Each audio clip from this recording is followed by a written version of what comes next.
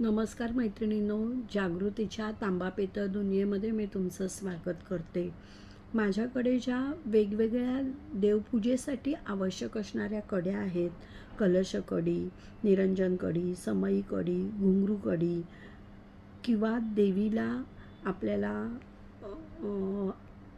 गजरा किंवा वेणी घालायची असते, तर त्याच्यासाठी नारळामध्ये खोण्याची पिन आणि सगळ्यात महत्त्वाचं आणि उपयुक्त म्हणजे सत्यनारायण पूजेला आपण जे केळीचे खांब लावतो, तर ते खांब रोवण्यासाठी स्टँड, असे इतर खूप उपयुक्त आणि टिकाऊ असे प्रोडक्ट्स आहेत. तर आज मी तुम्हाला दाखवते निरंजन कडी आणि समई कडी. ह्या दोन्ही कड्या पितळेच्या आहेत, उपयुक्त आहेत. एकदा तुम्ही विकत घेतल्या की तुम्ही वर्षानुवर्ष ह्या वापरू शकता.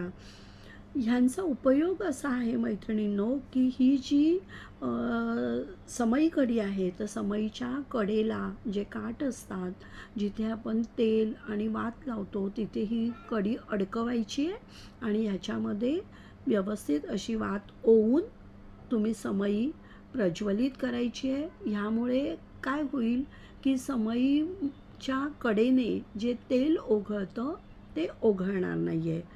त्यानंतर ही आहे निरंजन कडी.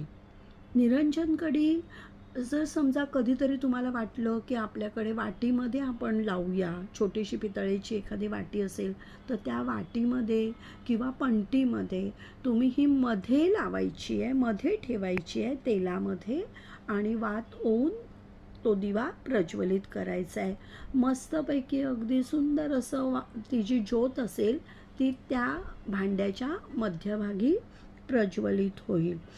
अशा ह्या उपयुक्त आणि टिकाऊ पितळेच्या असलेल्या कड्या जर तुम्हाला आवश्यक वाटत असतील तर स्क्रीनवर दिलेल्या नंबरवर मला नक्की कॉन्टॅक्ट करा.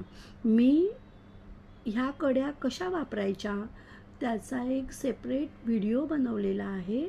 ज्या कोणी मैत्रिणींना तो व्हिडिओ बघायचा असेल त्यांनी मला व्हॉट्सअपला जरी आन्सर केलं किंवा मेसेज टाकला तर मी तुम्हाला तो व्हिडिओ नक्की पाठवीन.